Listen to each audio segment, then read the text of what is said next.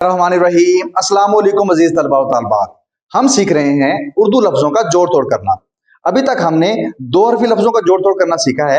आज के सबक में हम सीखेंगे तीन हरफी लफ्जों का जोड़ तोड़ करना। सबसे पहले हम उन तीन हरफी लफ्जों का जोड़ तोड़ करेंगे जिनके हरूफ अलग अलग लिखे जाते हैं, और उसके बाद हम अलग अलग हरूफ पर मुश्तमिल लफ्जों को पढ़ना सीखेंगे।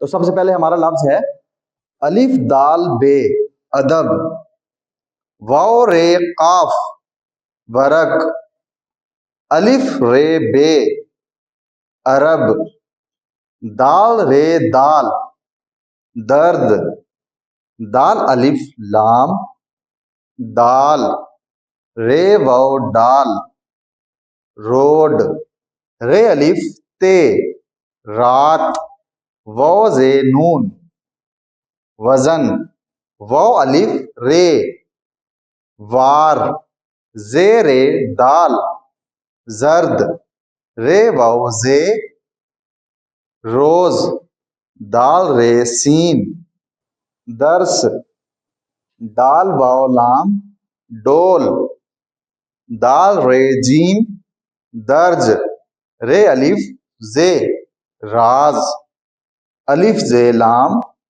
अजल, वाओ रे मीम वरम, जे वाओ रे जोर।